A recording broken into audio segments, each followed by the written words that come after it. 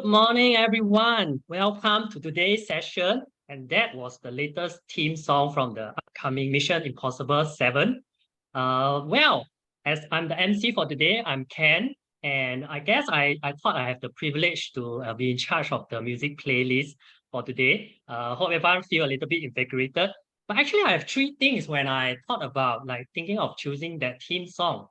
I'll talk about it. Maybe first is, I guess, some of you may guess, strengthening your volunteer management is definitely not mission impossible. We understand that, there are many things that you find very challenging, getting stakeholder buy-in, establishing your processes, knowing how to better engage your volunteers through not just yourself, but as well as with your fellow colleagues in your program managers, your center managers, social workers. So today, actually, you will be hearing from our speakers on some of the things that they have done to really improve the processes. The second thing is also that, this is Mission Impossible 7. It's a franchise that has 7 movies. And for those who actually seen, if you've seen like Mission Impossible 5 or 4, some of the audience would say like they're quite blown away. And then the things get better. They're even blown away by Mission Impossible 6. And now 7, I'm getting like reviews that is probably the best of all the Mission Impossible. So it just brings me the thought that, volunteer management shouldn't stop improving.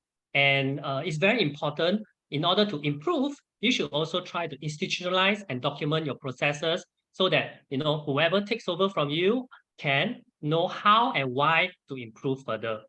And the last was definitely, I think Ethan Hunt, the protagonist in the movie, wouldn't achieve all those missions without a great team. So when you look into yourself, volunteer managers or volunteer executive or staff, you are not just one-man show, okay? You have the support of your bosses, you get the support from your fellow colleagues, as well as even your volunteers, who could be volunteers, leaders, or doing roles that actually complements your work. So with that, I hope everyone will have a great session today. And without further ado, maybe I could share a little bit of who are in this room now. The next slide, please. So we got you to answer some questions itself. And actually, it's encouraging to know that 95% of you indicated that volunteer management capability development is a priority in the organization.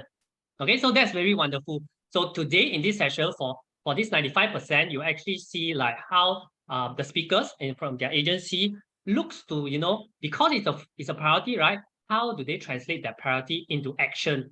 Okay, and for those 5%, there's something for you too. It's also really to hear from the speakers how important that they got the buy-in for the organization, and feel free to offer a few questions for them on how you can also share some ways to get your buy-in for your organization. So in terms of like the areas that the audience are interested in, you can see on the screen itself, it's a spread. Of course, there's quite a lot of people interested in volunteer experience engagement, and that's exactly one of the key points that the speakers will be talking about.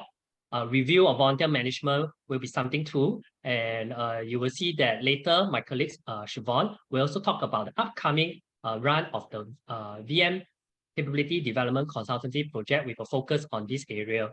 And also there's volunteer onboarding and training, which talks about volunteer development. So that's a nutshell of what are your interest areas and what is the audience here for. Next slide, please. Okay, so the program is a fairly simple one. We will be having a sharing later by Anjan, the group director for sector capability and transformation group.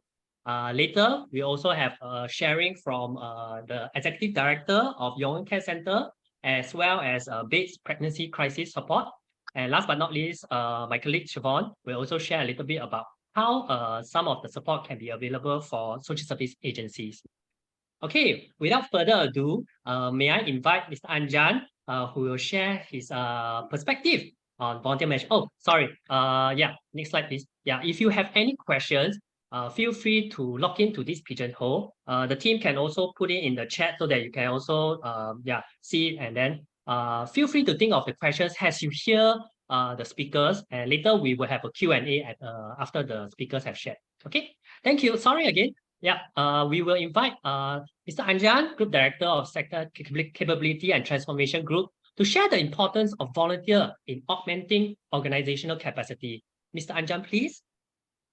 Thank you, Ken, and good morning, fellow colleagues from the 80 over SSS who have been in this call. It is really very encouraging to see most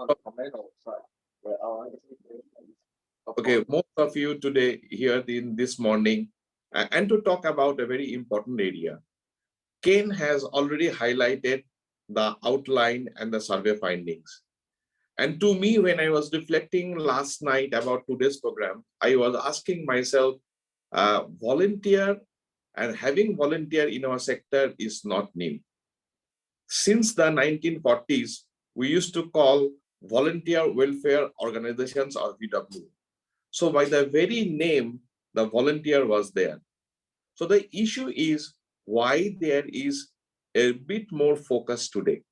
Now, before I go to the volunteer related work, allow me to share with you a little bit of some statistics about our manpower. Now, there has been a notion in the past that our sector is not very attractive. We do not have people coming in, blah, blah, blah. But over the last 6-7 years, what we have observed that we are not only growing, we are growing at a much more faster speed of almost 6% as compared to the national growth, population growth, or workforce growth. Now, we all know that by 2030, 1 in 4 individuals will be above the age of 65. Now, what does it mean? And I'm not coming here to talk about the services these individuals may need, etc., etc. I am looking at it that the issue of social service need is not going to go down. However, we will not have the number of people or warm bodies that we need to serve this individual. Now, who are our alternative workers? Obviously, volunteers becomes a very important source of an alternative workforce to augment the skilled manpower. But to do that, we all have to provide ourselves the framework and the competencies needed to provide these individuals a meaningful opportunity and experience. Now, most of you may feel that the volunteers are there to give. Now, allow me to plant an idea, and I don't think it is a new idea, but this is something that came, I was in a meeting and somebody talked about it, that the volunteers are not only giving, but they are also receiving something from the agencies. Now, that experience is something that we want to highlight to the volunteers. Now, to do that, we need to have a strategy, we need to have a framework, and I'm grateful to all of you to be working with us till the Volunteer Management 6.0. As Ken highlighted, we'll be now moving into the 7.0. As a small country with this kind of number, it is important that we keep on refreshing ourselves in this entire thing.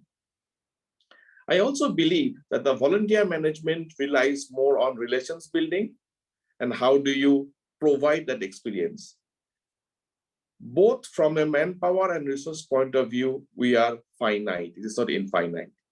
So how are we going to work together in this environment to provide the volunteers a meaningful experience and an opportunity, and to drive them towards augmenting our skilled manpower? I am very confident that the participation rate indicates that we are all interested to look into from that perspective. NCSS will be always there to support our agencies in whatever ways we can. So feel free to reach out to Pris and her team for any support that you may want or need in this entire space of volunteer management and development. And I conclude with the view that I look forward to the discussions, the Q&A. Solutions are not in the hand of NCSS alone. Let us work together to make it happen.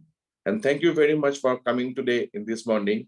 And special thanks to Nicholas and Melisa for agreeing to share with the larger community their journey and their experience. Thank you very much for coming this morning. Thank you so much, Anjan, for your sharing. Now let's hear from the two SSA's Executive Director, Yong-en Care Centre and Babes.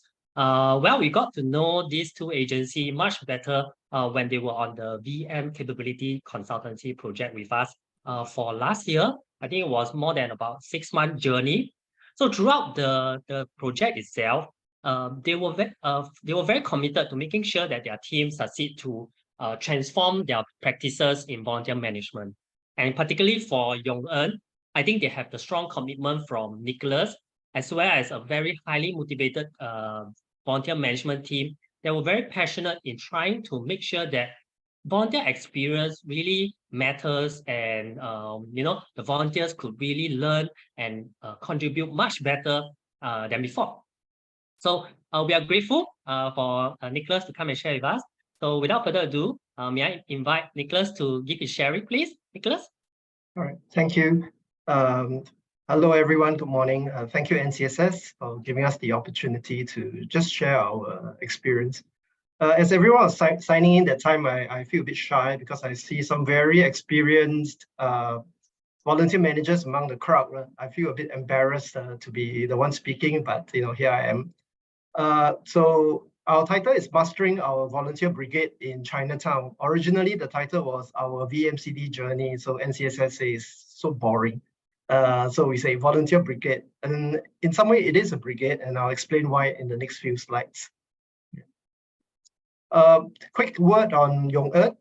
We are a community SSA. Our vision is to impact lives, impact the communities, demonstrate God's love through, the keyword is person-centered care, through our services with the elderly, the disadvantaged individuals, and the families in Chinatown and beyond. And beyond really talks about the Pearl Hill area, Chin Swee, Jalan Kukoh, those areas. Next slide, please. The services we do, if I can just quickly summarize, elderly services is very, very much healthcare related. So we are in dementia daycare. We are in home care, which that means our nurses attend to seniors who may no longer be mobile, go to their homes. We serve about 120 of such seniors. We have active aging. In family support services is generally the community social services related work. We have about 32 staff, but if you translate that to full-time employees, because quite a few of them are part-time, we have about 29. Next slide, please. We serve about 946 service users, unique service users, and we have the partnership of about 504 volunteers. And out of these 504 volunteers, more than 48% of them are regulars. I just stopped it here and say, why do we call it a brigade? Because of our diverse service needs, the type of volunteers that come and support us are also quite varied. So they can comprise of families, they can comprise of senior volunteers or young working adults. Yeah, next. So why do we invest in volunteer management? I will touch on these few points maybe a bit more deliberately. Clearly, it's about advocacy. We are there to advocate for community needs and assets and the charms of the area that we serve. We are, I won't say we are ABCD experts, but increasingly focused in this area of work that, we don't just work by ourselves as Yong-en. We rope in the community, we rope in volunteers, businesses, and everyone with an interest in Chinatown. So in turn, the volunteers also can advocate for our community, and not just about their needs, but also about their charms. The other thing is we invest in it. As many of us experience, the challenge is in retaining volunteers, right? We usually do quite a good job with recruiting, but how to keep them interested over a sustained period of time such that we can do deeper and connected work, and we need relationships for that purposes. Clearly, in all the things we do, whether it's volunteer, fundraising, or even providing service, we cannot forget that it is in the end to enhance the service users' experience and their interest. And we can't do it without volunteers, because volunteers support our manpower needs, so that we can maintain the person-centered care that we aspire to, even while we scale up. And the other important point for us is that when people talk about Chinatown, generally people think of the seniors. But as the seniors pass on, we have more and more families moving in of different profiles in the rental blocks. So it's necessary for us to also have a diversity in the pool of volunteers that supports us. The last point is that, sorry, can we go back one slide? The last point is volunteers are valuable giving. We all keep saying, oh, volunteers are significant, they help us. But volunteers' time is a significant donation in kind. Maybe this one, I want to sort of illustrate this because we tend to talk in abstract. So for example, in our case, we have more than 7,100 hours of volunteer hours in 2022. If you translate that to full-time employees, it's about 3.6 men full-time employees. So you can look at it at 3.6 full-time employees, how much is the annual salary of that? So it's in hundreds of thousands. So very often, you know, the team that does volunteer management, sometimes they could be doing fundraising too. So imagine if you have a donor giving you 100,000, you know, it's a big sum for a small charity like us. You know, you can imagine how much effort gets in there to try to obtain the donation, and after that, the stewardship report and everything. So think about the significance of your volunteers and the value of their time side by side with fundraising. Yeah. Okay, next slide, please. So what's the objective of us undertaking the VMCD project? We want to continuously relook at our volunteer experience from end to end. As I mentioned, retention is always something that is challenging. We don't want to just keep doing the way what we've been doing. We want to improve the way things were, build deeper connections. Certainly a key part, and we are still working on this, is to redesign volunteer roles for deeper impact and for significance, and how to communicate the impact made by volunteers. So as Ken mentioned, I'm blessed with a very energetic team. They are always on the move, always on the go. So we undertook the VMCD in many ways is to get the team to sit down, focus, and guide us to a more detailed process, right? To be structured and to think through the process, document the process. So we are very intentional investing this time, resources to revamp our practice. Yeah. Next slide, please. I will just talk about two aspects of this VM metrics, which many of us are familiar with: volunteer engagement experience and volunteer onboarding and training. Next, please. We focus on these two areas as today's discussion. What we want to do in these two areas is for volunteer experience and engagement, we want to improve and enhance their experience sustainably and keep them engaged at various check-in milestones on their journey. Enhance experience means increase depth and the impact of their work. So through this, we did an immersive onboarding where we focus on inducting the volunteers into Yong-en via a community walk. And the community walk, that means, again, you remember we talked about ABCD, is understanding the community and the assets in the community. Volunteer development and training, there's definitely a need, especially as you want to groom volunteer leaders. Simply, you don't just throw a staff in to do a job, right? So you cannot just throw a volunteer into a situation where we did not provide enough training. And it's not just to alleviate the workload, but eventually in some of these programs, we want we aspire that the volunteers own the programs. So definitely to introduce volunteer leader roles, encourage some of the volunteer CSR champions to step into those roles. So the first one is enhance the induction session. So what we're sharing is not so much the to-dos with the steps, but really what's the heartbeat behind redesigning our induction session. We find that induction used to be, or orientation used to be, you just sit in a room, we do a PowerPoint, and that is not enough for us. So we want to be very intentional about onboarding. Firstly, to build mutual trust. It's not just that the volunteers trust us, but we also have to be comfortable with the volunteers. We need to have clarity on, Yong-en's mission, vision, values, why we are doing what we are doing. This is a very important point. The third point is to manage expectations of what Yong-en can do, what the volunteers can do, and widen perspectives, because I think we want to encourage the volunteers also to understand the ecosystem within which our community exists. Equip, for sure, volunteers with an understanding of their roles, and most of all, to inspire commitment.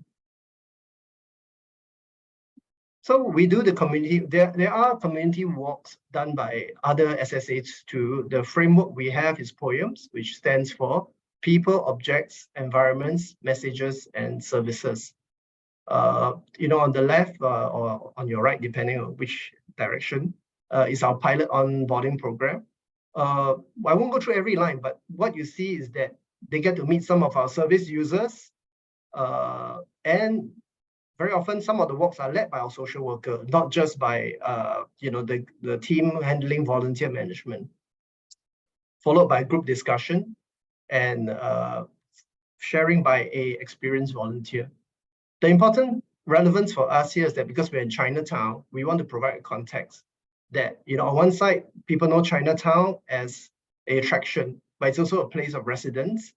So behind the shops, the retail, the atas restaurants that we have in Gyeongsek, where we also, in this land that we serve, we have rental blocks, 9 in Jalan Kukoh, 3 in our Chinatown area. It's a aging Singapore, but it's also important for us to educate the volunteers that the seniors do have an agency of their own. They do have strength of their own. Of course, to increase their understanding of our cause, and hopefully that leads to commitment. And when it's the right time, we would encourage deeper discussions on some of the social issues. So this is a snapshot of the walks that we do. On one end, it is on top of one of the blocks, they get $1 million view of the CBD Tanjong Pagar area. So, it's not all about just rental blocks. We do have some pretty good $1 million views in Chinatown. And these are some of the reflections. Of course, not all the reflections are quote unquote a complete perspective, but when they reflect, we also need to come in as Yong-en or as my social workers to sort of offer another perspective. For example, some of these snapshots of the quotes they have, the reality of aging just hit me. It sounds very gloomy. The corridors are like prison, and that's just the off-the-cuff reactions from some of the volunteers. But we need to also show them, yes, there are certainly needs, but to say that it's not all that dark and pessimistic. Yeah. But there are good questions also by some of them to say whether are the services really reaching them at a personal level, and we need to talk more to them to understand. So these are the quotes from the volunteers on these walks. The challenge here is that we list down what are the challenges when we try to do community walks. I think the most important of the few, which you all can read on the slide later, is that we must preserve the dignity, right? To ensure that the visitation doesn't become a novelty, a spectacle, and overextend the social capital that the service users feels that they have been not respected, right? But I think we can also sum up in all 5 points in one word, that when we do volunteer management, flexibility is a very important factor that we need to consider. Flexibility of what works for the volunteers and what works also for our service users. The other one is training and development. I'm sure many of us do training and development for our volunteers. What we have been trying to do is to develop volunteer leaders in some of our programs, and the examples we quote are the tuition program. In one picture, you see a volunteer leader in the tuition program, Wen Jian. He used to be a beneficiary of ours. So when he was young, he attended our tuition program. Today, he's working in one of the big local banks, and he's been coming back every Saturday to be the volunteer leader of that program. Yeah.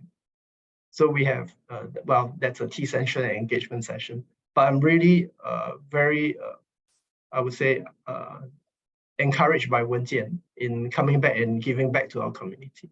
Yeah. So you see that when we do a tuition with volunteers, we're invested in their development through classroom management, listening, training on listening with empathy for the befrienders.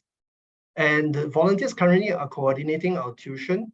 Although initially when we start, we need some hand-holding, but as the months go by, increasingly our professional role is lessened. And in fact, the volunteers are taking charge of quite a lot of the coordination, the management of the children, and in many ways, also some of the follow-up where there are some follow-up needed on some of the families. So what's next for us is to enhance community walks. Just now we talked about community walk, which is a sort of a generic community walk. We're going to cut it finer and to make some tweaks on different walks for different volunteer groups between corporates, students, or regular volunteers or individuals. There's also discussion on using virtual walk through Metapod. That's something we are exploring.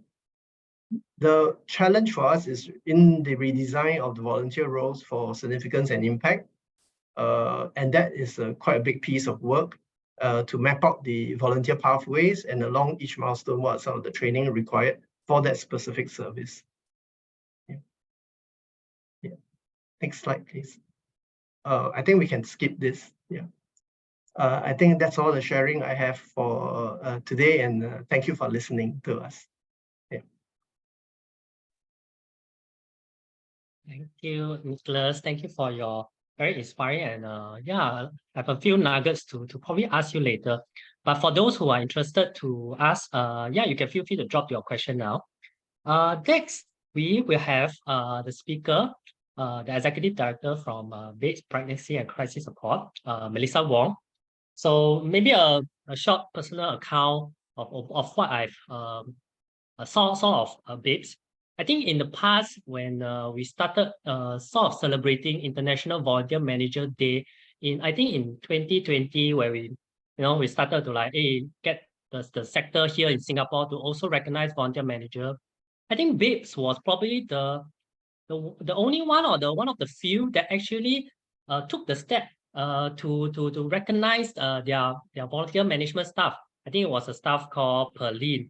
I mean, I tried to use the hashtag to try to find more, but yeah, they were the only one. But of course, from that year onwards, the scene had exploded with much more appreciation for volunteer manager, and I'm pretty sure that for VMCD itself, the progression of volunteer management has also sort of increased much more. So may I invite Melisa to also share your journey, please? Thank you. Hi, good morning, everyone. Just give me a while I find my deck. So thanks for having. Okay, so thanks for having me. As I'm sharing, I'm also learning. So as with volunteer management, it's also as we give, we also learn. Yeah. So okay. I hope you can see and can hear. Yeah. So briefly, our name is VMCD Pregnancy Crisis Support. So in short, we're called VMCD. And I mean, coincidentally, most of our team are also ladies. So sometimes people refer to VMCD. Like, are you referring to us or the organization? Okay. So this is us. We started in 2005 as a program under Beyond Social Services. So we've been around for more than 18 years and we came out independently in 2013. So who we support is very much pregnant teens who are 21 years and below. Of course, this is just guidance. There is still gray areas. Whoever will come through us, there is no wrong door policy. So we will still assist and redirect accordingly. So it's really to support the goal in the decision making on the outcome of a pregnancy. So having been around for so long, we have also refreshed our vision and mission last year. So when we started off, it was very much downstream to support pregnant teens. However, we also realized that there's a declining trend. So how can we also raise awareness amongst teens to prevent unplanned pregnancy. So this is our refreshed vision that we did last year. And how we go about doing it is also we do continue to provide resource to our pregnant teens, but at the same time, for those who have gone through the pregnancy journey, what's next for them? Because being really young, 21 years and below, how can we also allow them to complete their education and also achieve financial independence? Okay, so next I'll go through briefly about the teenage pregnancy landscape. So these are just some articles in the past few years. So I mean, in Singapore, the youngest who have delivered is actually 12 years old, and the youngest who undergone abortion is 13. So this hasn't really changed much. So if we look at it, it has declined. So at this point in time, the number of live births for teens who are 19 years and below is around 200 plus. Okay, so this is slightly decreasing year on year. And if we look at the number of abortions, what we have is only up to 2018. But if you look at the orange box for those 19 years and below, it is hovering around 300 plus. So there is still this gap that we will probably just need to guess, like for the 20 to 21 years, what could that be? Because for national stats, they go by the various bands, 19 years and below, 20 to 24. And when you approach ministries, it may be hard to get those details. But this is a good proxy to kind of allow us to look into our services on where we are and who we are serving. So broadly, this is the profile of our service users in the last 2 years. They are mainly 16 to 21 years old, mostly still below 21. The youngest that we have supported last year is 13 years old, who have chosen to take on parenthood. And most of them, for their background, is single or dysfunctional family with little or no social support. And the main group is actually the Malay Muslim group.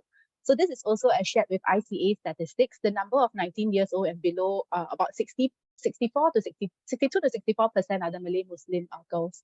And most of them are on financial assistance. So we have seen a shift that not only the rental communities are financial assistance, families in purchase flats do also face difficulties and challenges.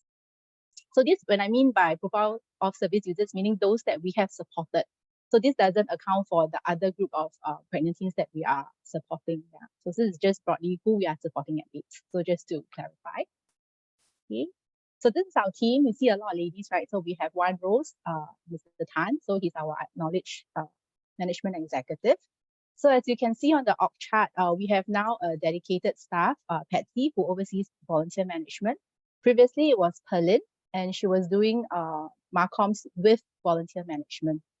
So we have seen a need that, with COVID and how services have evolved, it's hard to multitask or wear different hats depending on which portfolio you're handling. Because at the end of the day, most of us are multitasking. But what is the focus and priority that we need at this point in time? So we have recognized that VM is something that we need to look into. So broadly, these are the services and programs. I will not go into details, but what we require volunteer support or that is most intensive is actually this 3, our 24-hour helpline. So as the name says, it's a 24-hour helpline. So members of the public, teens can contact us through text, through calls. So prior to having volunteer manage this, staff was managing this. So with a lean team, having to work during the day and having to manage the helpline, how do we manage this to even allow for work-life balance for staff? So that is why it was important to build the volunteer the volunteers to help support this. And of course, with case management. So just now I shared that there is a declining trend. So during the high, the number of cases that we were managing could go up to 100 over cases in a year. However, in the last 2 years, that has declined. It is now at about 50 cases in a year. However, who do we get support from? It's not any other volunteers, but we also require trained volunteers, especially in the area of case management, because we're dealing with sensitivity. So for this, we work with trained volunteers in social work to support us in our case management. And the next part on pre-post pregnancy support, this is the larger group that we will need to support us, because there are things like befriender, career coach, how do we get them back, or even doulas, confinement nanny. So this also includes a pool of volunteers to support us in our work. Okay, I won't go through on the programs. If you're keen, you could always approach us and we can share more about how we can support your beneficiaries. So we've been taking small steps. So this is the evolvement of the volunteer management role at the organization. So like what Ken has shared, previously 21, because I've just joined in late 2020. So the changes kind of took because of COVID. So with crisis comes opportunity. So that's where we had the chance to innovate and try out different things. So when we first started off, it was a full-time staff who was doing social media and VM. And if we look at today's landscape, social media, comms and all, it's something that everyone is very aggressive about. So as we look into the job sizing and all, VM is also very demanding. So how can we expect for both tracks to go deep and deliver to hit our objectives if both are equally important? So in 2021, there was the opportunity, there was the SGUS. So it was during the time of COVID, right, where they were looking for mid-career switch and all. And we were very, very lucky that Patsy was on this program. So we took her on as an intern. So she was supporting us for 2 months. And I think during her 2 months, she enjoyed her stay here, she enjoyed the work, and we also enjoyed working with her. So one small step that we took was, as we hire a new staff, be it contract or full-time, it comes at a cost. So this is the calculated risk in a way that we have taken, and thankful that Patsy also believed in us that we will make it work, because should it not fall through and she stayed on and took my promise that I will make it happen. But eventually it did. So we hired her as a contract staff for a year, and it did work out. And through the results that she has produced in a year, we saw a major shift, for example, in the helpline. So volunteers, we managed to build a pool of volunteers to manage the helpline. So there was no staff involvement required, but definitely we still needed a staff to oversee. And where we are now, currently Patsy is a full-time staff. So we can't have her only do VM lah. So that's the truth, right? So she's also supporting secretariat work at the board level. So at BAPES, we kind of put board matters under VM as well, because board are volunteers themselves, as with our committee members. So this is the role and how we kind of evolve and work around as we look into job redesign. Okay, next. So as with most agencies, this is something familiar. We all take reference from what NCSS has in terms of resources. So our framework and all is all guided by this. But of course, we may not follow fully all the steps, but these are things that we take into consideration when developing our volunteer management framework. So in 2021, this was the old matrix. So when Patsy joined us as an intern, it was a good opportunity for her to, because she was studying, right? So there was the theory, and also, for her, it was a bit of an academic exercise and a diagnostic for our organization. So she helped look into what is our volunteer management maturity matrix there and then at 2021. So you can see, certain areas are lower, some we are doing better. Okay, and then from there, we kind of identify what are the needs of the agency and how can we match. So these are broadly some of the areas. And of course, we follow very closely with what NCSS has. We tiered them into the 3 service-based, skills-based, and events-based. Okay, so from the various roles, for volunteer management, it actually cuts across the entire organization.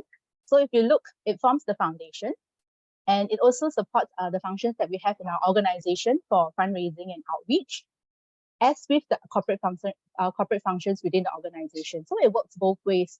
Everyone will have a chance to work with volunteers, because as what Nicholas mentioned, there will be a cost in terms of man hours. So if staff is not the one doing it, then who is doing it? If volunteers are the ones doing it, how are they supporting and also saving us in terms of cost savings? So volunteer is really to augment our manpower. And at the same time, there are also success stories at other organizations where volunteers could become staff. So in a way, there is always opportunities to see how we can be supporting each other. Okay, so we also did a staff perception survey from the VMCD project. So from the different staff that we have here, there was a lot of positive feedback and also ways to improve. So not all is rosy. There are also, we also take in feedback to see how we can improve, because everything is work in progress. Things will not stay stagnant. Okay. Next, so this is our VMCD project, which the team took on. So Patsy together with Izora. So it was a cross-team project. So it cannot be top-down also, right? I say want to do it, but if you don't have the staff buy-in, this will not pull through as well, because there is a commitment of at least 6 to 8 months where they met a few times, identify what is the thing that they would want to work on. So for us, there are a lot of things that are happening in operations, but we may not have formalized it.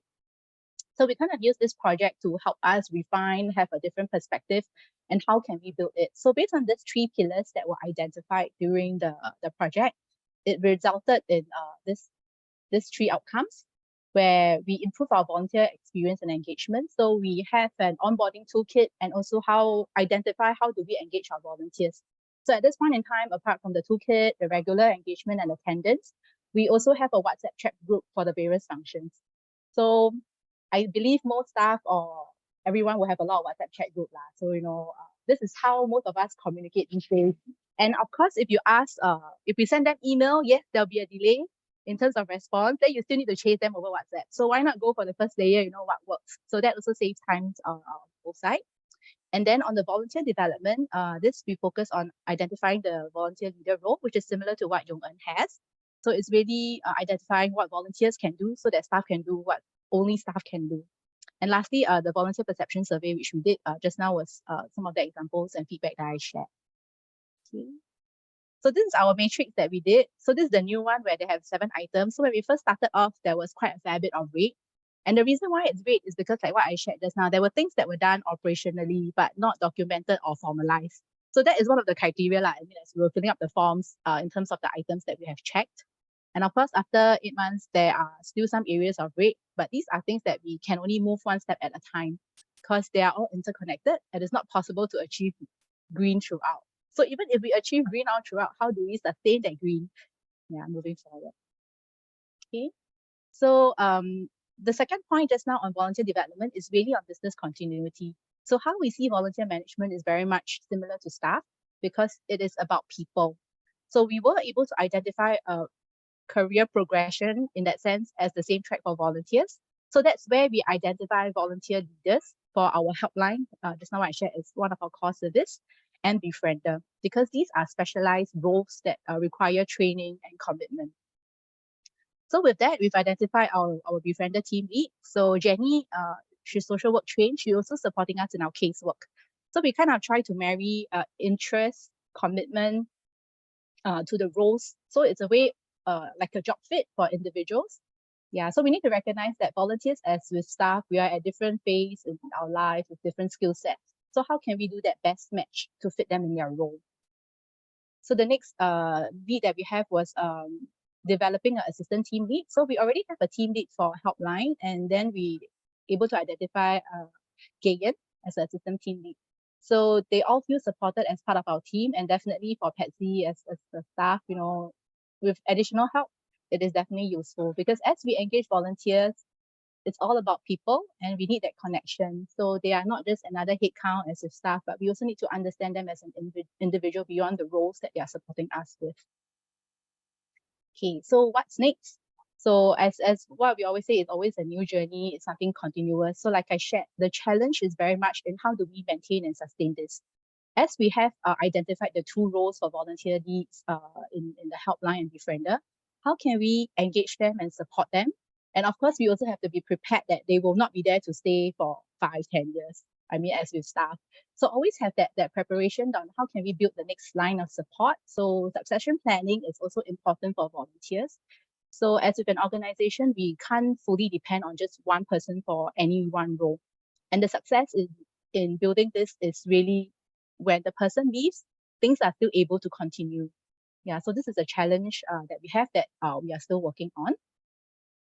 So what I'll end with is this gear is in summary what the entire volunteer management is about at Bates. So it's really about teamwork. So it takes the support from the staff, management, the volunteers to get things going. So there is a lot of ground sensing, feedback, regular communication that we have. Because even as we get the volunteers in, it could be a hit and miss because you will experience good experience or something negative, but how then do we make it work? So it's not all nice and rosy all the time. We just need to be prepared that, some volunteers, they say they can do it, but it may not work out. So these are things that we need to plan for. And next is continuous learning. So this is something that we realize that what worked pre-COVID may not work post-COVID. Even now it works, it may not work next year or the year after, because it depends on who are the volunteers that are supporting, which phase they are in, what commitments do they have, and how's the landscape like. So we kind of have to constantly evaluate what our needs and then match with what the volunteers have. And lastly, there will be challenges. Yeah, because this is really real. Not all things will happen properly. So even as with people, systems do break down, right? So these are things that we kind of need to prepare for. So as we prepare for all this challenge, it's really about these three things that we kind of need to look out for and what we are practicing here. So that's the end of my presentation. Thank you. Thank you so much, Melisa, for your sharing. Yes, thank you so much. Okay, everyone, we have come to the end of the sharing of our speakers. So we could give you some time to think of the questions that you would like to ask them.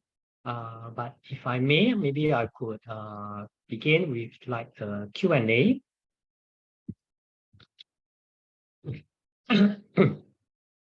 So yes, my colleague Paskin has also dropped the Pigeonhole link in the chat. So okay, maybe we could spotlight the speaker as well. One could see each other. Thank you.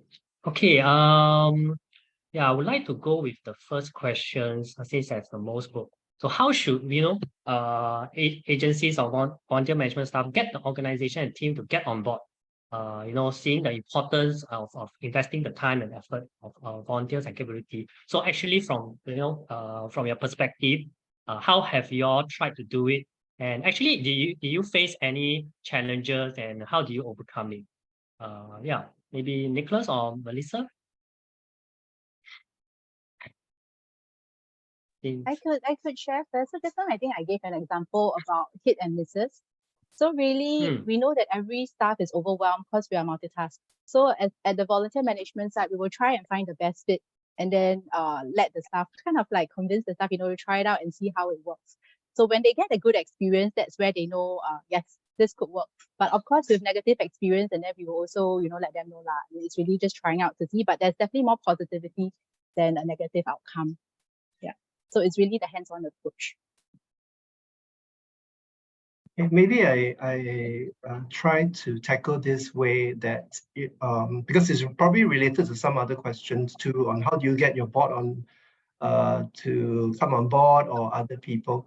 I think that's why in my presentation, I think when we say we try to get the organization, which level is it, right? If it's the board, I try to explain it that, hey, you look, in our case, the numbers are very clear, 7,000 over hours. About, you have to translate that into some of us who like to count money, you have to translate that to make them understand that. But it's not just about the money, obviously, right? Because it's just one way of looking at things. Example, with the equivalent amount of work that those volunteers do, which is about 3.6 full-time employees work, right, over a year. Without them, we can't even do some of the services. That's very clear. If everyone is buying that we want to, in our organization, to give person-centered care, right? If it's just beyond a slogan, right, not just a marketing buzzword, how are you going to do it with, that number of people? I mean, so the colleagues or whoever, the board, you cannot say, I want to give person-centered care, but over for, 900 over beneficiaries using, 29 equivalent full-time staff. It's just not possible, right? So something has to give, right? So are we real now in saying what we want to do? I think that's one way. At the operational level, as Melisa said, the different colleagues, right? We're talking about our social workers, our healthcare staff at the front line, they're busy, right? So I think nobody will tell you in the face, oh, I don't want volunteers, but they will want volunteers. They want volunteers to come and help them, in terms of help me do this, help me do that. I think the challenge is how do we tap on volunteers to take on more meaningful, impactful work rather than just be hands and legs. I think that's the challenge. The challenge is never about, I think in this day and age, after so many years of volunteer management, even in their heart, they don't believe it.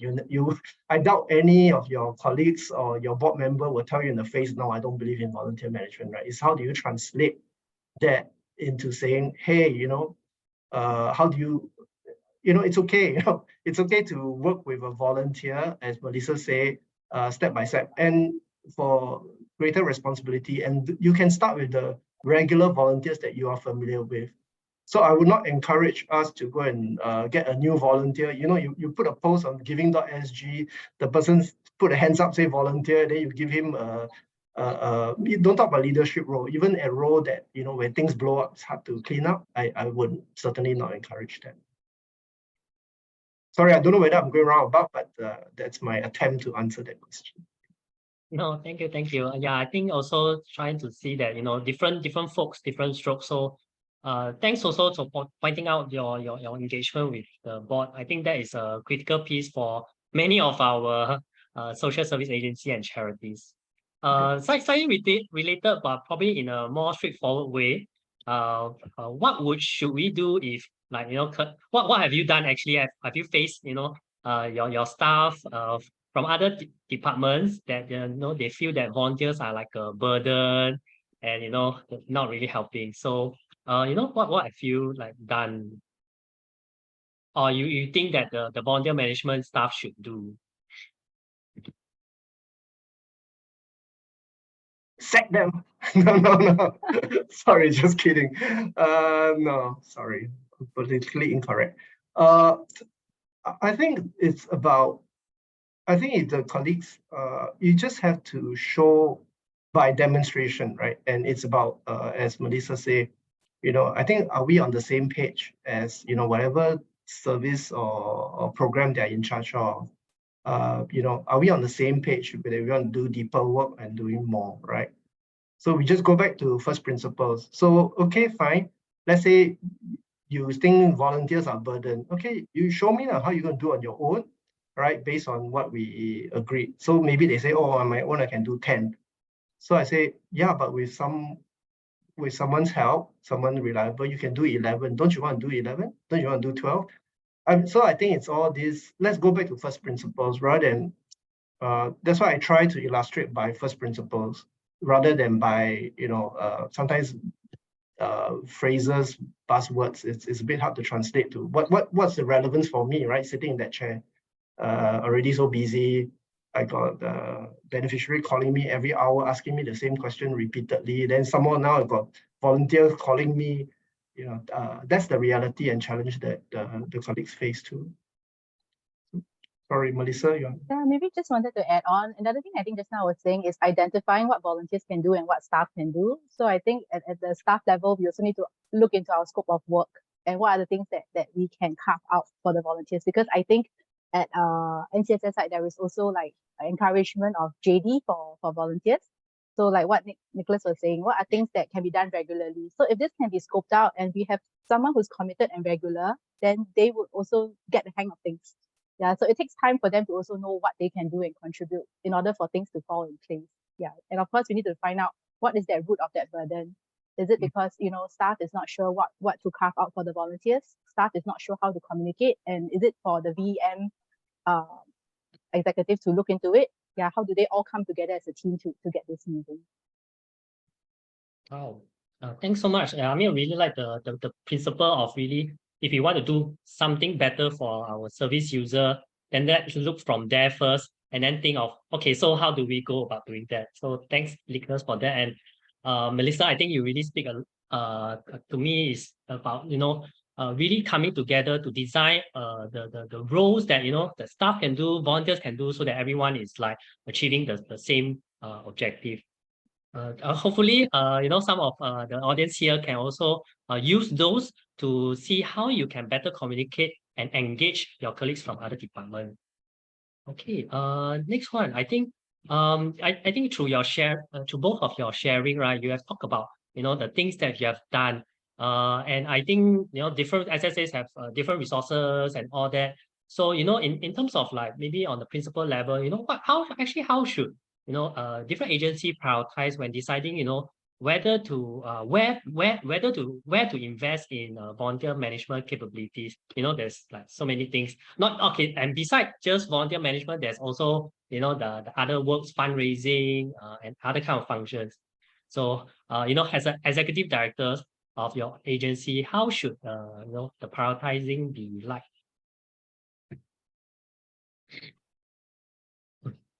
I think for our side, just now what I shared, our core services is very manpower intensive. So we can't be hiring so many social workers or case workers. So I mean, that is where we kind of identify if there are individuals who are willing to come forth. And then from there we invest. At the end of the day, money has to be spent. So where do we spend and how much would that cost? Because that's where when we bring up to the board, they will look at, how much does it cost and what's the sustainability. So I mean that is at least on our side how we went about identifying the priorities. So it may shift year on year, but at least this is what we have built and we are able to see the impact. Okay, I probably would just say that if you recall the VM metrics, right? There were like 7 components. We didn't talk about one of them because and that is actually the organization culture. It's an ongoing work that the organization culture needs to be volunteer ready. I mean, I'm talking about active volunteer management ready, not just like having volunteers help distribute food. Thank you, go buy, because I think from many questions that we have so far, it's always about how does the volunteer management team interface with the service delivery teams, right? And how to I sometimes visualize it as how do they dance together? How do they dance together, right? Because if you're not dancing at the same tempo, you're not dancing. Sometimes one is dancing faster than the other. One want to dance, one don't want to dance, or one reluctantly dance. Then, as revenge, purposely step on the other person's toes. I'm just using an analogy. I think the investment is on a lot of time on the part of the ED also, or whoever is appointed to oversee these departments. That means someone above just the department head of service user, someone above the volunteer team. How do you bridge that and keep the communication open? It's not always just one time, okay, you do this, you do that, and then that's the end. Inevitably, as time goes, we need to all go back to the table again and say, hey, all these are just a means to an end, right? The end is about how is our service user better served, So we always go back to that. Yeah. Thank you, Nicholas and Melisa. I hope the person who asked these questions will see that how we can better prioritize your resources. Well, okay, maybe there's a question. It's quite interesting. Okay, being a new volunteer executive, I think several charities may face this with little experience and the only one in the team. The management has also mentioned they won't be hiring a new volunteer manager, I think, yet. Hopefully, what can this person do to push things forward? Yeah, I think Melisa will be able to share quite well from the journey, but Nicholas as well. Yeah, I think you have a team, but how did things started and all that? So for me, right, I mean, it might be a bit harsh lah. I would say I will not be able to afford another headcount as well. Yeah, so what can I do to help you to move things? Yeah, because at the end of the day, is it the lack of support, the lack of knowledge that this new volunteer executive is not sure how to navigate?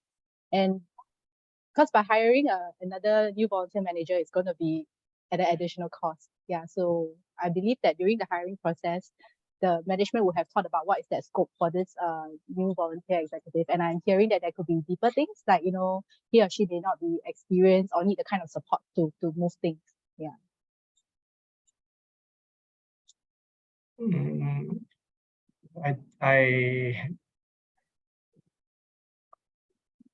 I would say I think I recall when I came to Yong-en, we had 2 colleagues doing volunteer management, fundraising, comms, a lot of work. Currently my team is 4. I think if we are short-handed, I think to recap the beginning of my presentation, go back and look into your community assets, right? Because no matter what cause you have, the community may not be geographic, right? It is a cause, a community of people interested in that cause. Look into, be a bit more targeted, I would advise. So you're alone, right? I'm not sure what to do. I'm short-handed. I would encourage, look at, from those and your ED or board should be able to guide you, who are the strongest supporters you have. Start with them first, right?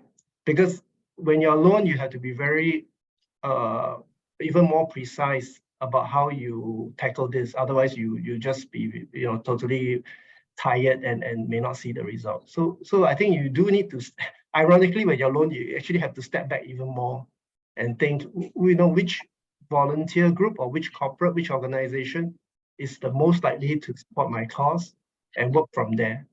Yeah. And then you try to get some momentum from that one or two organizations or groups as a start. I think that's my gut feel, because you can't just look at some other SSAs and try to copy what they do, because the platforms are different, the causes are different. Sometimes I encourage also, sometimes don't look at the social media too much. Then you look at, very discouraging. Sometimes I look at the larger SSAs. Wow, they whole year round, so many things, so many VIPs attend their events, so many. So you really actually have to also take perspective, I would say, and say, okay, I'm alone. What is the highest chance? So in another analogy, you have to be a sniper. You don't have artillery with you. Yeah. Maybe just to add on, the other one is to make friends, and I think the SG care centers and other VMs out there, they will be a good resource. Yeah. Thank you. Yeah, very, very true. I think looking, prioritizing to look at who is your strongest supporter, and can come from also maybe your colleagues. I'm sure, hopefully, I'm sure that there's one or two that is a bit more receptive to volunteers, and start from there to do some more piloting work to come up with some results to show that how it can scale further. And also, I think looking at the comment, if you could bring it up again, I think Francis from HCA was also saying about like how actually they can be a next possible VM mentee. So I mean, at NCSS we have this initiative called VM Champions, which is a group of experienced practitioners who have stepped up to actually volunteer their time to do a few things. And one of those is actually being a mentor. So I mean, feel free to reach out to us to see whether you can participate in the next run. I think, but beside just this mentee mentor thing, also look into your organization, and be forthcoming to see whether you can ask for someone to help support you, to mentor you within the own organization. And of course, we are also a tribe here, a very strong tribe of volunteer management, passionate about volunteer management. Look towards each other, and engage each other, have a chat with each other, and then maybe you can complain or feedback. But I think in this community, we are able to better support each other. Yeah, I think there's also a Telegram group. So I think if the team can also put it in the chat, feel free to join that Telegram group. So it's just another channel that you can get to know other volunteer management practitioners. Okay, next question. You can bring back the screen again. Okay. Yeah. Maybe let me see. Okay, maybe I'll take this one, the 2 votes one. What are some ways an organization can incentivize volunteers to stay and continue supporting? I think this is very important. Retention as much as possible. Yeah. I think there's some example about giving rewards, but I mean, feel free to give your take on this.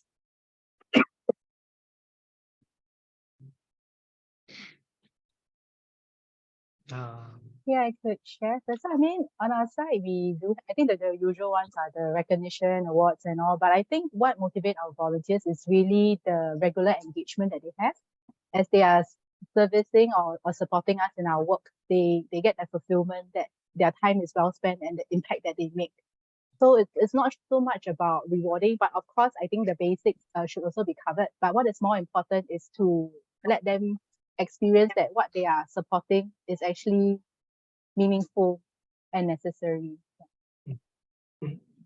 So I just add on what Melisa said. So I totally agree what Melisa said. And just to add on is that's why one part of the VM work is also about trying to measure the impact, right, of the volunteering. So you can, again, not just to convince internal stakeholders, but also the volunteers themselves, that to show that they have made a difference.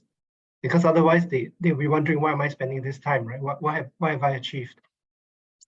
The other thing is also sometimes there are other platforms of recognition besides just rewards.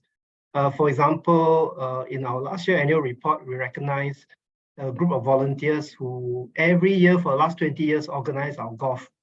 But unfortunately, we came a bit late. We took 20 years to recognize them. So, they are, rather than just a generic about, oh, thank you, volunteers, we actually featured a particular group of volunteers who have been very regular and faithful in their support for us. Maybe that's an idea too. Yeah. Thanks so much. Yeah. So actually, maybe just building on from Nicholas' question, and it's also one of the questions. So, Melisa, at your side, actually, how do you go about recognizing and appreciating your volunteers as well? I mean, the recognizing part is like what Nicholas has shared, featuring them on our social media, their stories and all. And of course, I mean, in terms of the recognition, so this is our 10th year. So now we have kind of structured like the long service award, the 5-year, 10-year. And of course, apart from tenure, we are also looking at their level of contribution. Because for Helpline, for example, it's every 2 weeks they are on duty. So it's a matter of the intensity of the work. So we are also looking at the different, like when we need to do a shout out and somebody responds. So the most responsive or the most honest volunteer, something like that, so that they also feel value. Because we know that some may not stay up to 5 years, but in their time with us, how can we also recognize them with this little ways? Okay. Again, to supplement what Melisa said, again, we have different services, right? So each service attracts a different group of volunteers. So we don't do generic volunteer appreciation day where we just get all the volunteers. We actually break out the different volunteer groups into the subgroups and have a more smaller scale and more targeted volunteer appreciation, which means more work, right, for the team. It means instead of just doing one big volunteer appreciation event, they have to maybe do 3 or 4 a year. But that's one way to actually make, and the engagements and the conversations are actually much better also, because it's about a specific group of service users. So is it incentive? It's not incentive. We buy them coffee, tea, and some cakes, but it is a way to engage. Yeah. Yeah. Nicholas, actually, I'm like picking something from this sharing as well as, what Yong-en has done for, is onboarding through a community walk. Is actually pretty intensive and going at the extra mile beyond just maybe the usual things that people may know. So actually, maybe you could share your thoughts, like why the commitment so much and the investment. What are you expecting from this? I think probably it's just something we carry from our previous lives or previous jobs, right? Let's say if you, I think sometimes the separation between what profit and non-profit is so artificial, right? Either you're a well-run organization, you're not well-run organization. There's no such thing as one must be better than the other. So if you are trying to, persuade, advocate, right? Even in a business, when you do B2B, right, you have to tell people why, why they should come on board, or let's say buy something from you or sell something to you. So you really actually have to be quite targeted. So that's something we're trying to do. I mean, first of all, I have a great team. I'm grateful that I have a great team. They're very energetic. They're very passionate. They really are very interested in what they do. And irony of it, that's why I have VMCD, so that I sort of get them sit down, document and structure things. So I always joke I have a high-class problem. Otherwise, my whole team is always out there organizing things, making things happen. But we need to have a system, a process documented. And by sitting down and documenting, it forces you to think a bit harder about what you're doing and the level of effectiveness of what you do. Yeah. So don't be would say the level activities. I'm grateful, but I also know if you want to build something more sustainable, you do have to structure it. Thank you.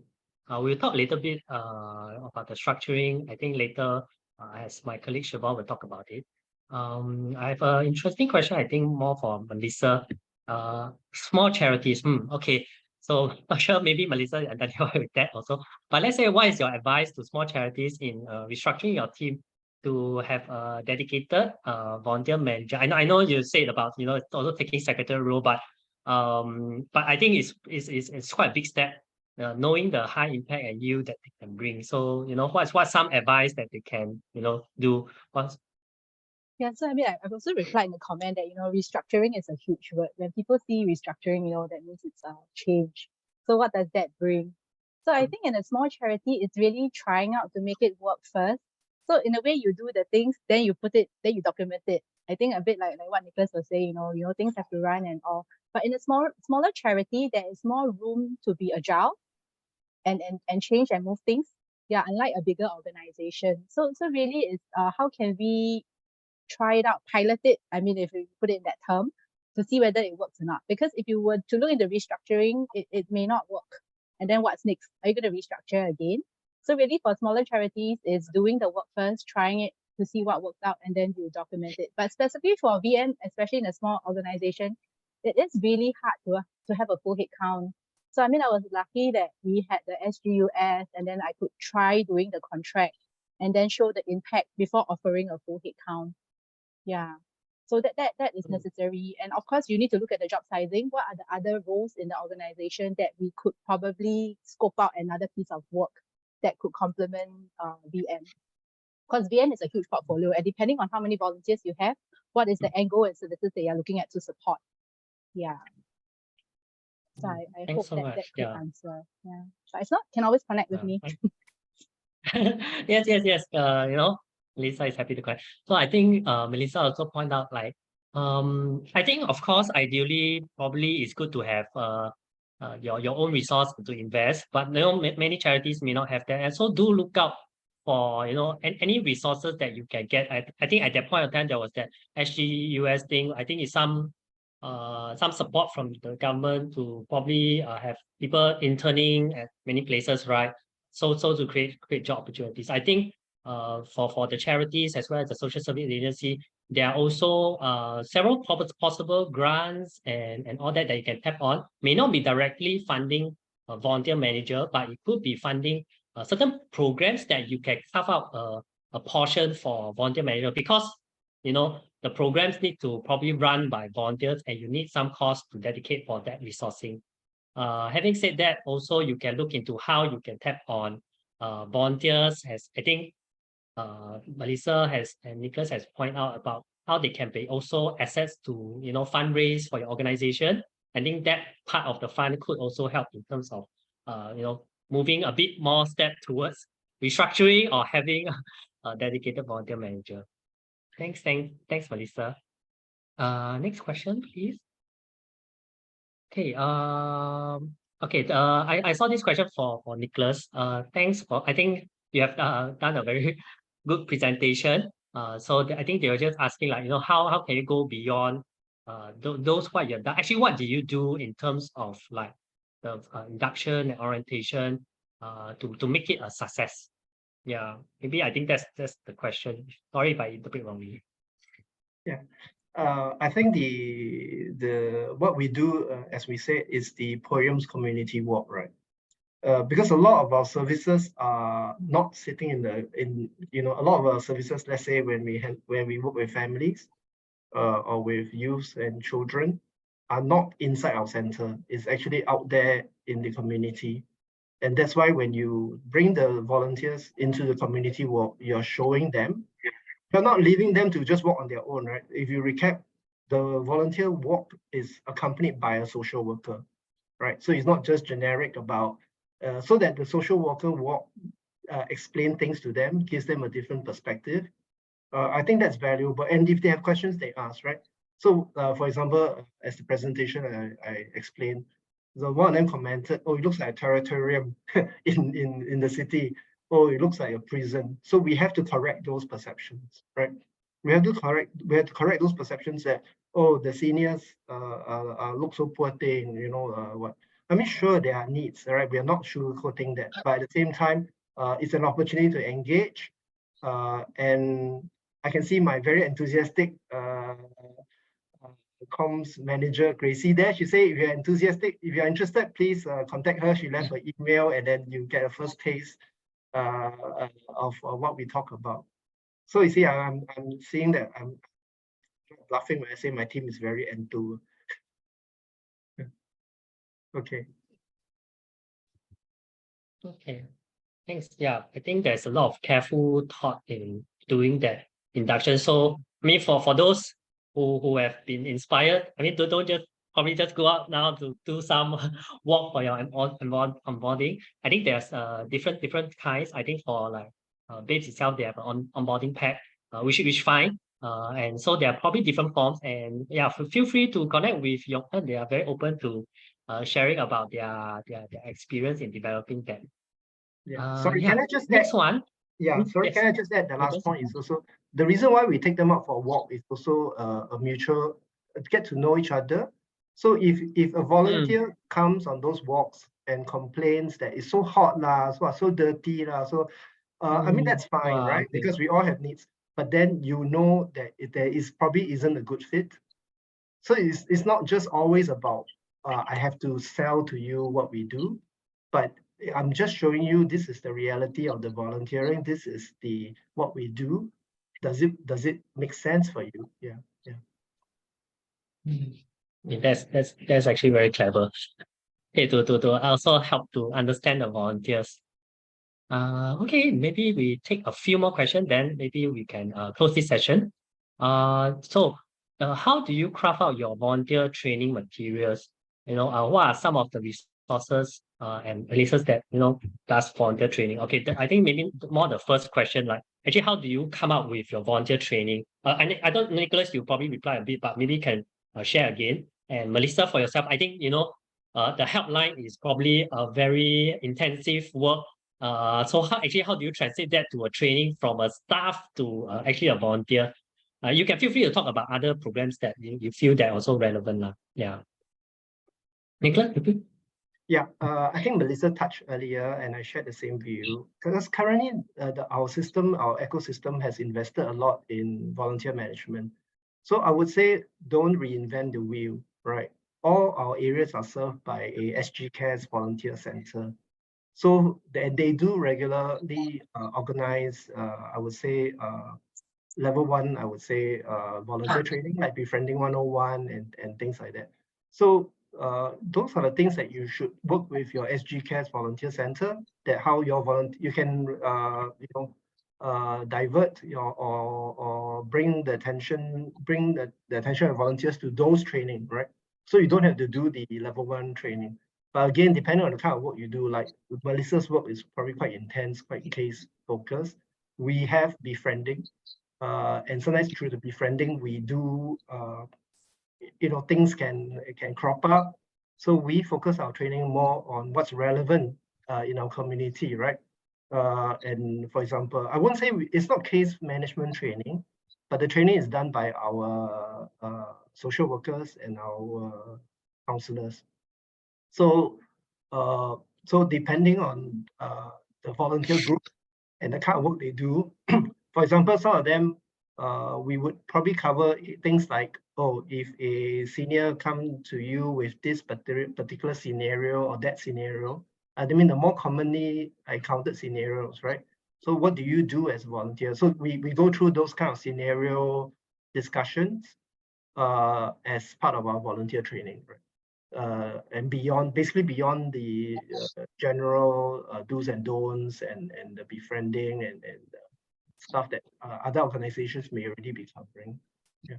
I think for the more advanced or more regular, soon-to-be volunteer leaders, just an example, we are looking into, let's say, trauma-informed care, right? Not because we are trying to make our volunteers professionals, but there are situations where sometimes we are well-intentioned, whether it's professionals or as volunteers, we try to help, right? So sometimes the service user may raise the issue, but sometimes the things we say, if you're not careful, instead of helping them, can hurt them. So again, there are some of the things we are trying to work on. Yeah. I think similarly to what Nicholas said, we don't reinvent the wheel. So for ours, our work is very niche. So we kind of work with other agencies who are in this line of pregnancy, family and children, or women empowerment. So some agencies, like for example, Pregnancy Crisis Support, Daughters of Tomorrow, Safe Place, we kind of have similar trainings required for our volunteers, for example. So to begin with, we kind of identify what are core trainings for various roles. And there are also generic trainings across all the different roles. So from there, we kind of see which SFAs could be running it. They may charge for a fee, or they may be able to offer places for us. So when we organize such trainings, we also do offer seats to them. So it's in a way like building that kind of network and barter trade in a way. Yeah. So one example is like, for example, I think psychological first aid. This is something that is quite common across most SSAs, and some of them do provide it for free as well. Like I think St John's, or yeah. So I mean, these are resources that we could tap on.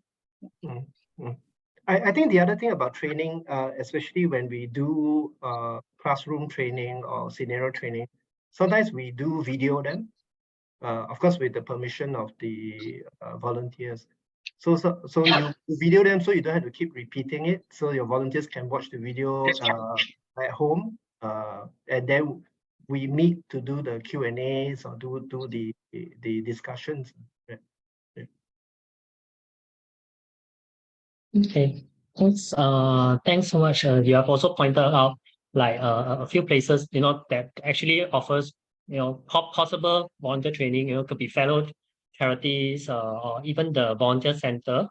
So I think probably the encouragement here is that actually do take opportunity to surface your needs, to each other or to the volunteer center. I think for the volunteer center, I think they may not immediately have the training, but I think once if they do see like a certain demand, I think it maybe give them some thought to like, hey, maybe this is something that we should do for your agency as well as others who actually face similar training needs.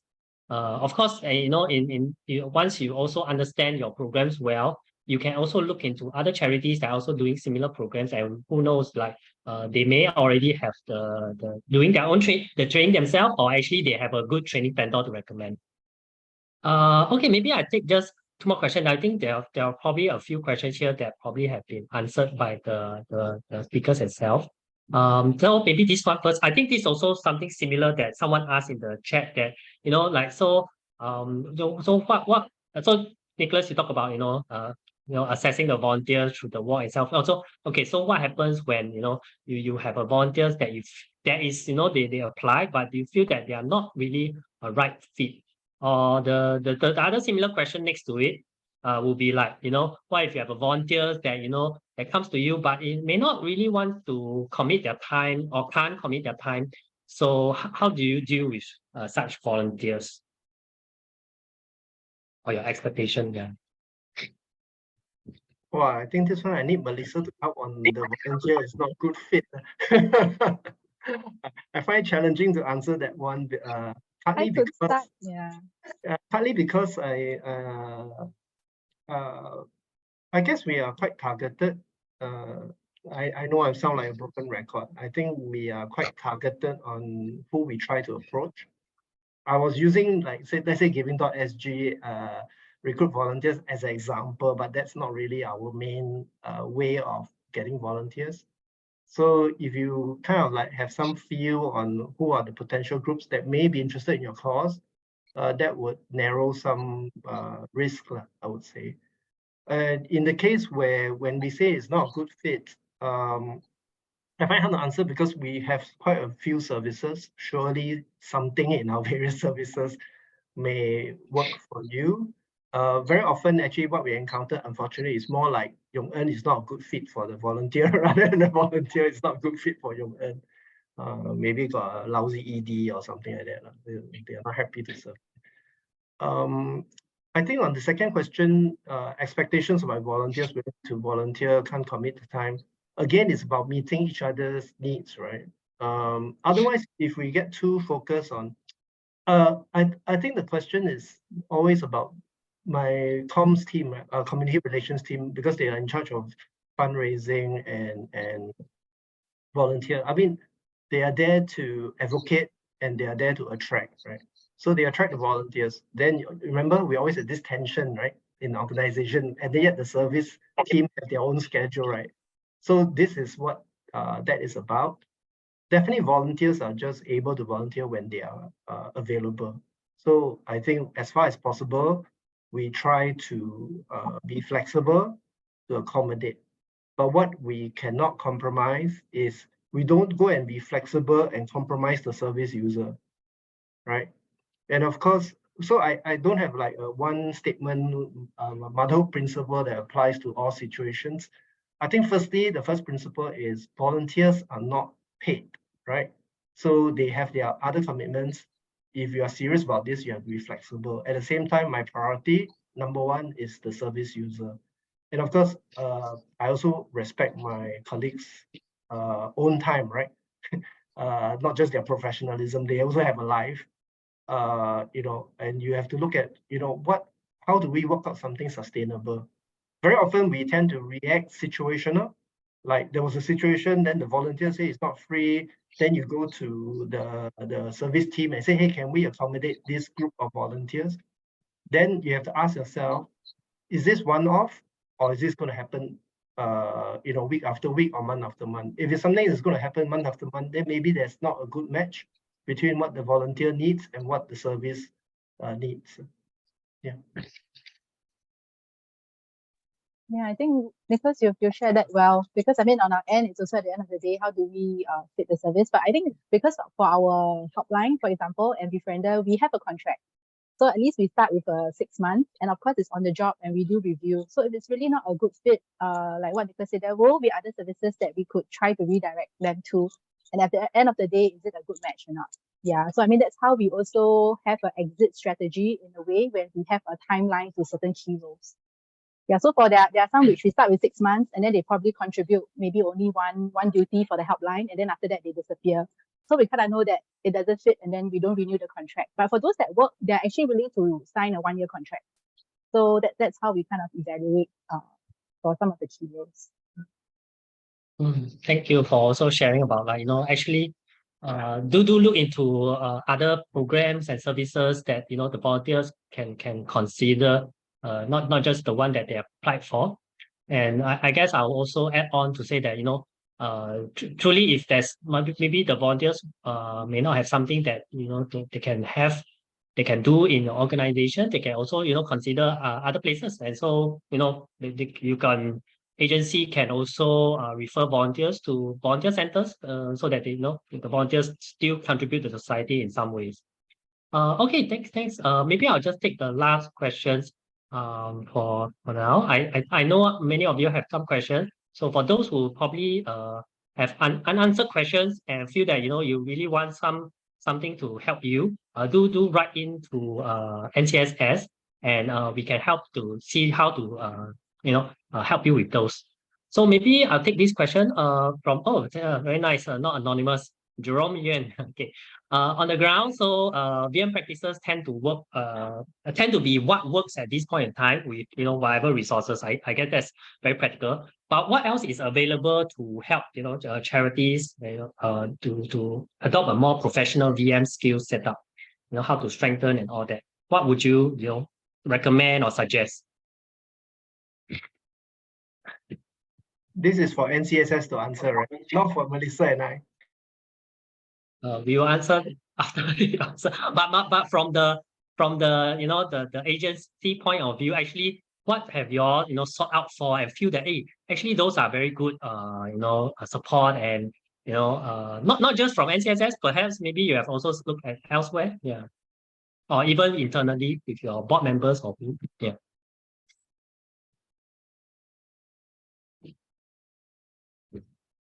I'm not quite sure, and also probably the definition of professional.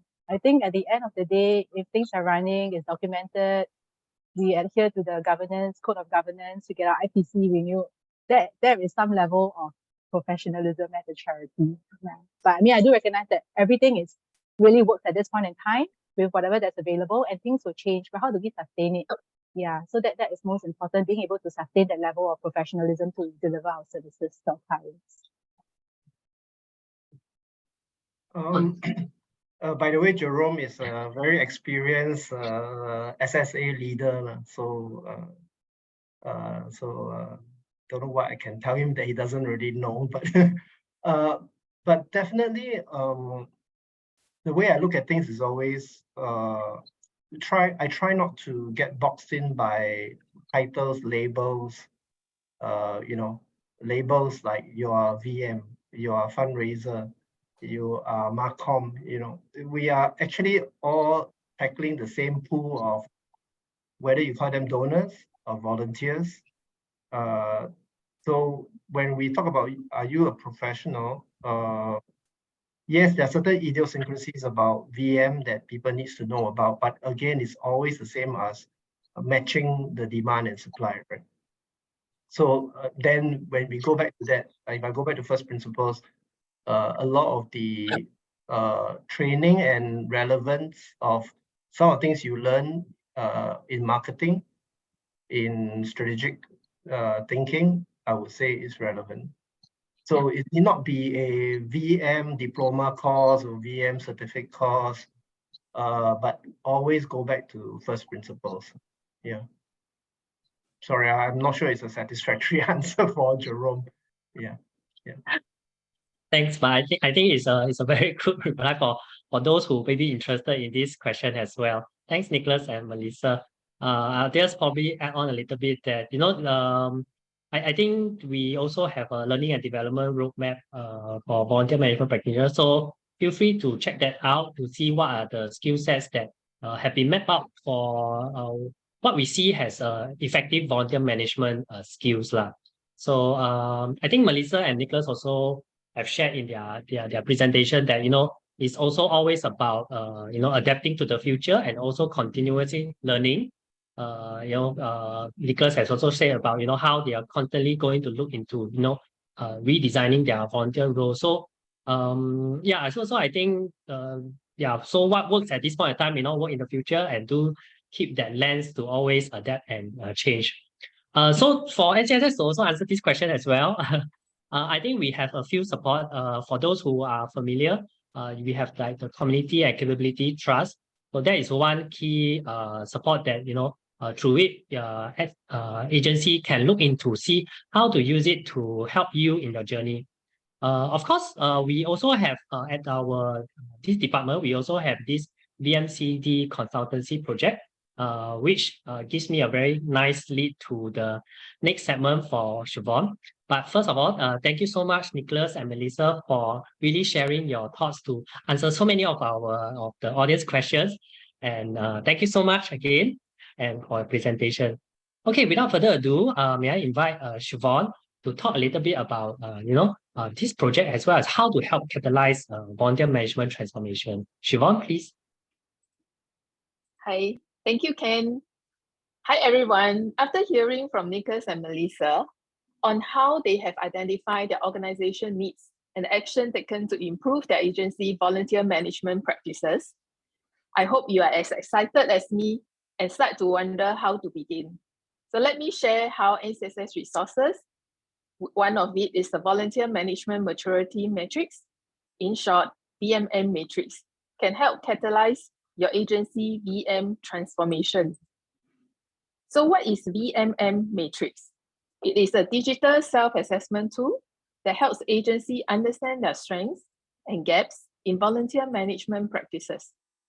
By using the VMM Matrix, your agencies can receive recommendations and relevant resources to address those gaps and improve your volunteer management practices. In addition, the VMM Matrix aims to develop sectorial benchmark for all agencies to better grow the sector together. The VMM Matrix complements the Organization Health Framework for Social Services, where VM is part of the people domain and includes 3 strategic assessment questions. Therefore, if your agency have completed the Org Health assessment, the VMM Matrix is a more in-depth assessment of your VM health in your agency. The VMM Matrix covers the entire volunteer management framework through 7 key areas. organizational culture, organization readiness, volunteer recruitment and selection, onboarding and training, engagement and experience, reviewing of volunteer management, and collaboration. It is covered, all these 7 areas cover 35 practices. So if you are new to VM or unsure where to begin after hearing so many exciting initiatives, try the VMA matrix. The VMA matrix anchors on 4 levels. Your agency practice can be at level 1, 2, 3, or 4, based on your VM practices. So what is level 1? It simply means that the practices is not there or they are practiced inconsistently. Level 2 is where the practices is practiced more consistently, but are not formally defined. I think we can relate to this, where most agencies may be at level 2, they're doing very well. I think we also heard our speaker saying they are intentionally trying to make them formally documented. Why? Because if there are changes in the staff managing the volunteers, the practices may drop. So what is level 3? It is the ideal level that your agency should aspire to be at. It is where practices is constantly practiced and formally defined and documented. So good job if your agency is already doing that, but please don't stop there. Continue to strengthen your VM practices towards level 4, where your agency is ensuring good outcomes are sustained, scalable, and constantly adapting to meet future needs and trends. I think we can hear what the speakers has been telling us many times throughout their sharing, that they are not certified at level 3 where they are now, but they are moving towards level 4. Why? Because a lot of times they are mentioning about sustaining, making sure what they have done is sustained, and also constantly reviewing it because things change. I heard Melisa says pre-COVID, post-COVID, so things have changed. So we need to relook at it. What works pre-COVID may not work now. So let's move towards there. So why use the VMM matrix? By using it, your agency can assess its volunteer management practices across the different areas. It provides a comprehensive assessment of your agency VM practices and offer recommendations to address any gaps. Of course, the aim of VMM is to develop a sectorial benchmark where all agencies can work towards and we can level up together as a sector. Moving on. Once you have identified your agency VM focus area to work on, you can consider participating in NCSS VMCD consultancy project in your VM transformation. So what is VMCD consultancy project? I think the speakers has already shared some of it with you guys because both Melisa's and Babe's teams are actually, both Melisa and Nicholas' team are have actually participated in our previous run. VMCD consultancy project is a signature consultancy program for building VM capabilities with SSA for the sector. The key objectives are to strengthen SSA capability, to enhance your service and productivity through volunteers, catalyze collaborations, to optimize your resources and deepen the impact. Of course, we co-create sector resources and best practices so that the sector can adopt and level up together. Moving on, since the commencement of VMCD consultancy project, it has supported more than 90 SSAs in strengthening their VM strategies to meet the emerging trends. It has also developed various resources, and the publications from the most recent VMCD consultancy projects are Skill-Based Volunteerism Toolkit and Volunteer Development Guide, which will be launched in the coming months. There are 6 key components within the VMCD consultancy project. First, leadership engagement sessions. This aims for the consultant to understand the SSA volunteer management strategy and how the consultant can help to address any gaps. This is crucial to ensure that the project goals and objectives are aligned with the SSA leadership direction. I mean, we hear sharings from the two speakers of their involvement, guidance given to the volunteer management team in terms of in their journey of improving VM practices. Another component of the project is cohort learn and share. This focuses on the sharing of experience and best practices for the participants to learn from one another and improve their volunteer management practices. Well, we can learn through attending trainings, but we can also learn through cohort. People of the like-minded come together, which I think the speakers was trying to tell us, right? We actually has a tribe here. Yeah, so coming together in the VMCD consultancy project, bring like-minded people together in that cohort so that we can learn and share from each other's best practices. Coaching sessions involve consultant providing tailored support to each SSA to help you develop effective solutions to pilot your VM challenges. So it is not the consultant that is going to do your work for you, but they will journey it with you because they will be guiding you in the areas that you are doing. So you will be doing pilots, which involve testing of solutions, and you can bring that back to the classroom to share during cohort learn and share on your challenges. You can also share that with the consultant during the coaching session, whereby the consultant will give you that advice. We do have a component called focus group discussion. In these sessions, the SSA that is in the consultancy will have a first look at the upcoming sectorial resource and provide inputs to co-curate, validate, and improve the resource to ensure that they are relevant and useful to the sector. So we thank the SSA that has journeyed with us in the past VMCD consultancy, putting in their efforts through the focus group discussion to co-curate it with us. At the end of the consultancy, we have a reflect and celebrate segment that allows the SSA to share their experience during this journey and also celebrate our successes together. The VMCD is not a magic box. You have to continue to sustain the efforts after the consultancy project has ended.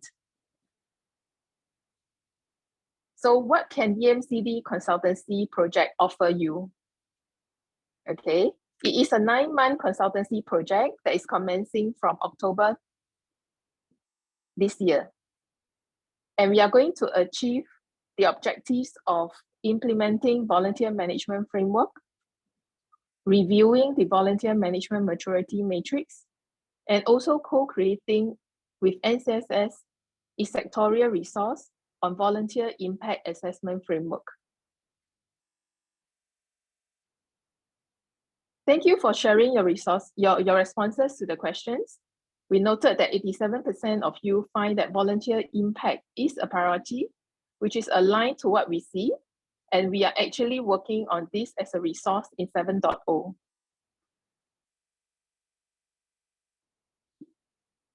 We recognize that there are common challenges that agencies face when measuring volunteer impact. To address these challenges, we'll be working with SSA on board the VMCD consultancy project and the appointed consultant to review and address these issues. Our goal is to help agencies to measure volunteer impact more effectively and accurately.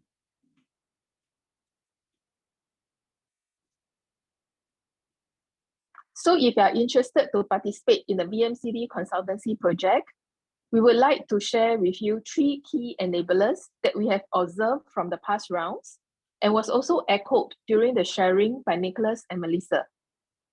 First, management support is crucial to ensure that volunteer management is given the necessary attention and resources to drive improvements.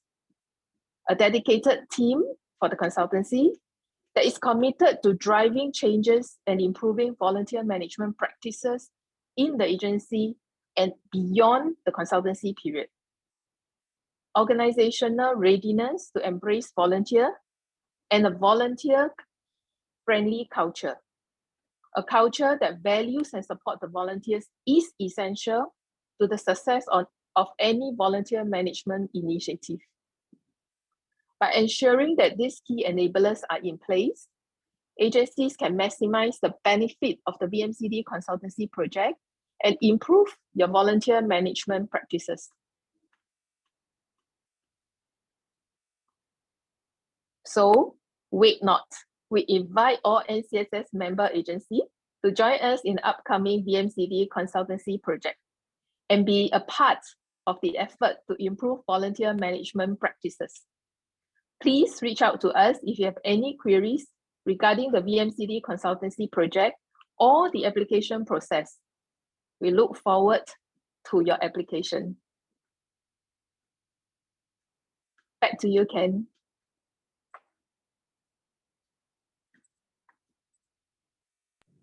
Thanks so much, Siobhan, for sharing. Hope everyone can, consider taking on the VMCD project. Those slots are a little bit limited, but I think it's a very worthwhile journey. For many others, I think you can also refer to our volunteer resource hub for some of the toolkits as well as guide that the speakers have thought of as they use it to help in terms of strengthening their volunteer management. Okay, next. I think we are gonna end this session soon, but I think let's probably have a group photo together to celebrate this moment. So may I invite everyone to probably switch on your video, and yes, Alina, maybe you can give the cue on the photo taking, please. Yeah, I'll just give a few seconds for everyone to turn on your your cameras. Okay. Do we have almost everyone? Oh, I realized I also did on myself. Yeah. We need to do the V sign sometime. Yes. Wait, we'll take a normal one first. Okay. All right. There's a few pages for us to go through, so just bear with me, okay? You just remember to put out your V, the sign V. So it stands for volunteerism, volunteer management is really what we're here for, right? Okay, so hold your poses there. Okay, just give me a few seconds, okay? We want the first page. 1, 2. All right, just give me second page. Okay. And oops, sorry, hold on. I'm going to take the second page one more time. And the third page. Oops, hold on. Get rid of the message. Okay. Nice. I think that's everyone. Okay, great. Thanks so much, Alina, and thanks Thank everyone you. for joining this session. Probably the next slide, please. So maybe we'll invite everyone, I think besides considering the project for the social service agency, to also leave your, share with us your feedback for this session. Hope you gain some nuggets of wisdom from the speakers itself, and then see how you can go about strengthening your volunteer management. Okay, I'll just leave this here, and also maybe the team can put the code in the chat as well. Yeah, thanks so much, Lawrence.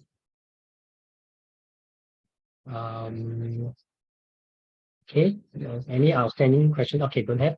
Yeah, so without further ado, thank you all, and we will end this session. Have a good lunch ahead, and we see you again at another session sometime. Thank you, everyone.